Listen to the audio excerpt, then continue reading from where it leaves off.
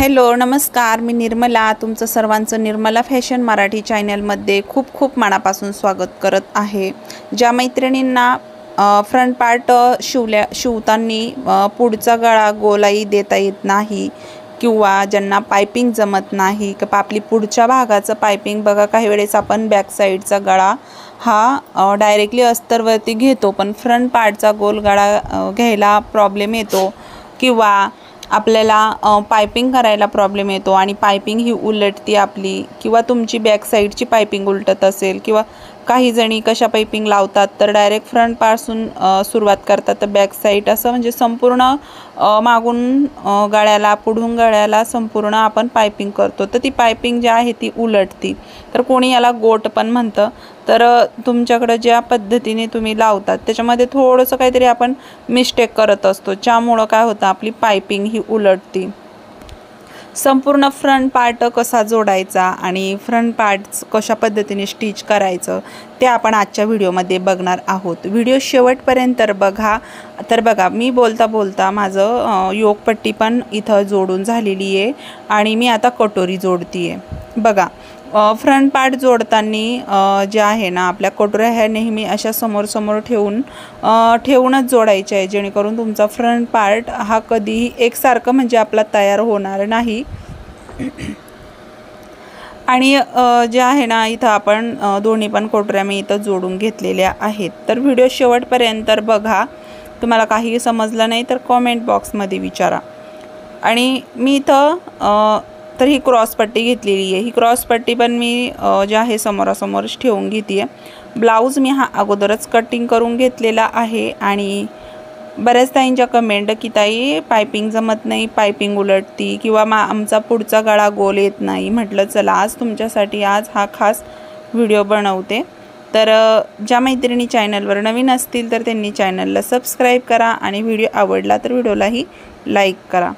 तर इथं आपली क्रॉस पट्टी जी आहे एक जोडून झाली आहे आणि दुसरीही मी जोडायला घेतलेली आहे।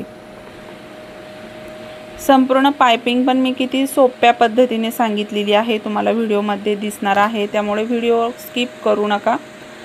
सर्वात जास्त आपण बॅक साईड तर इझी तयार करून घेतो पण फ्रंट पार्टमध्ये अशा काही चुका होतात त्याच्यामुळे आपला फ्रंट पार्ट हा व्यवस्थित येत नाही। एक तर पुढं कलतो किंवा झुकतो किंवा शोल्डर व्यवस्थित येत नाही किंवा भरपूर प्रॉब्लेम येतात किंवा कटोरीच व्यवस्थित येत नाही, कटोरीला टोकच खूप येतं किंवा कटोरीचं टोकही व्यवस्थित येत नाही। तर तुम्ही इथं बघू शकता हे सर्वात मोठं साईजचं माप आहे माझ्याकडचं म्हणजे 44 साईजचं। तर ह्या साईजचं मी ब्लाऊज इथं स्टिच करते। तर मी याच्यासाठी टक्स किती घेतला ते सांगते। आडवा टक जो आहे तो मी 1.5 इंच घेतलेला आहे आणि उभा टक जो आहे तो 2.25 इंच घेतलेला आहे।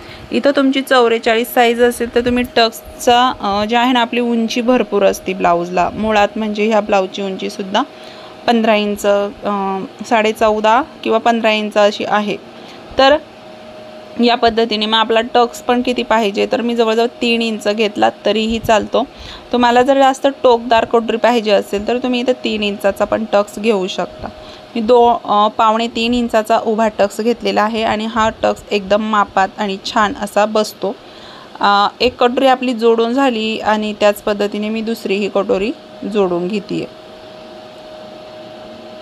बघा, या पद्धतीने दुसरीही कटोरी मी जोडून घेतली। तर या पद्धतीने आता आपल्याला योकपट्ट्या जोडायच्या आहेत। तर दोन्ही पण योकपट्ट्या ज्या आहेत ना त्या व्यवस्थित समोरासमोर लावून घ्यायच्या। बऱ्याच ताईंची कमेंट पण अशी की ताई आम्हाला हुकलूक पट्टी पण जमत नाही। तर खास आज हा व्हिडिओ पाइपिंगचा, हुकलूक पट्टीचा आणि त्याशिवाय फ्रंट पार्टचा आपण जो काही गोलाई देतो म्हणजे अशा 3-4 ज्या ट्रिक्स म्हणजे ज्या काही 3-4 तुमचे प्रॉब्लेम आहेत त्याच्यावरती आपला आजचा व्हिडिओ आहे। तर इथं मी योकपट्टी पण जोडून घेतलेली आहे, तुम्ही पाहू शकता। तर योकपट्टी मी या पद्धतीने जोडते। 2-3 पद्धतीने तुम्ही योकपट्टी जोडू शकता। तर ही या पद्धतीने जर योकपट्टी जोडली तर ह्या ब्लाऊजला हातमधनं फिनिशिंग ही खूप छान येते। अजिबात आपला जोडलेला कपडा वगैरे दिसत नाही या पद्धतीने जर आपण योकपट्टी जोडली तर। बघा, अशा पद्धतीने मी शेप वगैरे पण देऊन घेतला हुकलूक पट्टीच्या साईडने।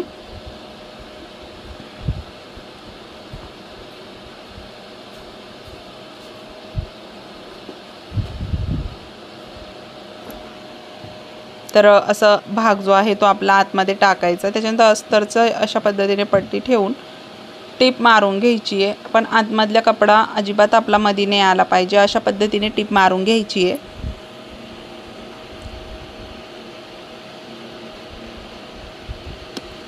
बघा अशा पद्धतीने आपली दोन्ही पण साईडच्या योगपट्ट्या ज्या आहेत त्या जोडून झालेल्या आहेत, तर पाहू शकता। तर बॅक साईडचे ज्या आपण पट्ट्या निघलेल्या होत्या ना, मी त्याच्यामध्येच काय केलं, हुक आणि लूकची पट्टी लावून घेते आहे। तर व्यवस्थित शेप देऊन आकार देऊन घेतला। बघा अशा पद्धतीने अर्धा इंचाने टीप मारून घ्यायची आणि परत एकदा आपल्याला काय करायचं आहे, त्याच्यावरती एक दाब टीप द्यायची या पद्धतीने। आता ही आपली हुक पट्टी झाली, आतमध्ये फोल्ड करून अशा पद्धतीने टीप मारून घेतली, तर छान अशी फिनिशिंग सहित आपली हुक पट्टी तयार झाली। आता आपण लूक पट्टी लावून घेऊ। तर याच पद्धतीने बघा खालच्या साईडनी एक भाग आपला उलटा येतो आणि एक भाग येणं जो आहे सरळ येतो जोडताना पट्टी।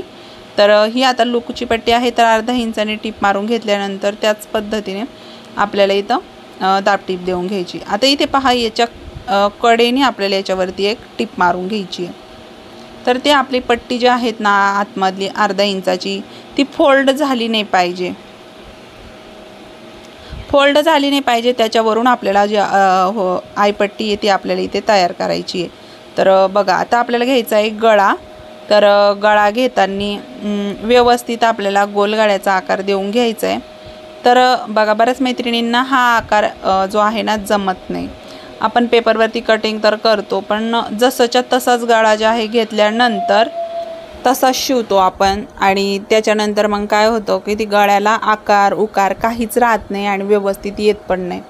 तर तुम्हाला जरी आपण गळा तेवढाच जरी घ्यायचा असेल तरीही गळ्याला शेप देणं हा खूप महत्त्वाचा, गोल आकार द्यायचा आहे जसा तुम्हाला मी दिलेला आहे। मी याच्या आधी एक व्हिडिओ बनवलेला आहे, एकदम प्रॉपरमध्ये आपल्याला गोल गळ्याला शेप कसा द्यायचा त्याच्यावरती पण मी व्हिडिओ बनवलेला आहे। तर हा गळा मी डायरेक्टली आपण खडूनीच कसं मार्किंग करून घेतला ते तुम्ही पाहिलं, आणि त्या पद्धतीने गोल गळा आकार काढून घेतलेला आहे। तर मी पायपिंगसाठी इथं तिरक्या 1.5 इंचाची पट्टी घेतलेली आहे। तुम्ही इथं 1.25 इंच 1 इंच एकदमच बारीक पायपिंग पाहिजे असेल तर तुम्ही 1 इंच 1.25 इंचाची पट्टी घेऊ शकता। तर या पद्धतीने मी पट्टी तिरकी कट करून अशा पद्धतीने ही पट्टी जोडून घेतलेली आहे। आणि बघा या पद्धतीने जोडल्यानंतर मी इथं साईडचा आतमधला जेवढे पण धागे दोरे निघलेले कट करून टाकलेले आहे, आणि आता मी इथं छोटेसे ना कट लावून घेणार आहे। हे बघा या पद्धतीने कट लावल्यानंतर जिथं तुमचा आपला गोल आकार आहे कोटरीचा, तिथं थोडेसे 2-3 जरा जास्त नॉक लावलेत तरीही चालत्या, जिथं जास्त गोल गळ्याचा शेप आहे तिथं, म्हणजे कपडा जो आहे तो आपला खेचत नाही आणि व्यवस्थित पायपिंग पण आपली दिसती। इथं आता तुम्ही या पद्धतीने जेवढं पण आपलं ते अर्धा इंचाचा कपडा आहे जो कट लावलेला, ते आपल्याला अजिबात बाहेर दिसून द्यायचे नाही। आपल्याला व्यवस्थित जे आहे ना आतमध्ये ती पट्टी त्याच्यावरून फोल्ड करायची, आणि फोल्ड केल्यानंतर तुम्हाला माझं बोट दिसतंय, जिथं तुम्हाला माझं नख दिसतं तिथं एक खाचा असतो बघा, त्या खाचेमध्येच आपली टीप आली पाहिजे। खाच्यात टीप मारली की तुमची पायपिंग ही अजिबात उलटणार नाही आणि छान अशी फिनिशिंग पण येते। तर तुम्ही पाहू शकता कुठंही आपली पट्टी उलटी पडली नाही, काय नाही, एकदम मस्त। आणि तुम्हाला जेवढं बारीक म्हणजे जाड बारीक तुम्ही पायपिंग करून घेऊ शकता अशा पद्धतीने मी इथं तुम्ही पाहू शकता, तुम्हाला दाखवते आहे किती छान आपली पायपिंग आली। आता एक पायपिंग झाली पुढच्या गळ्याची, तशीच आपण दुसऱ्या साईडची पण पायपिंग लावून घेऊ।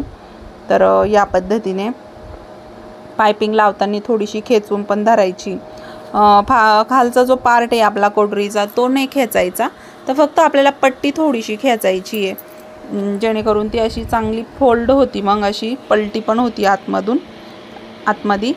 आणि त्याच पद्धतीने आपण इथं थोडेसे कटही लावून घेतले आणि जसा पाहिजे तसा गोट आपण इथं करून घ्यायचा आहे। तर या पद्धतीने जिथं नख दिसतो तिथं आपल्याला खाचेमध्ये आपली टीप आली पाहिजे, अशा पद्धतीने आपण इथं पायपिंग करून घेतलेली आहे।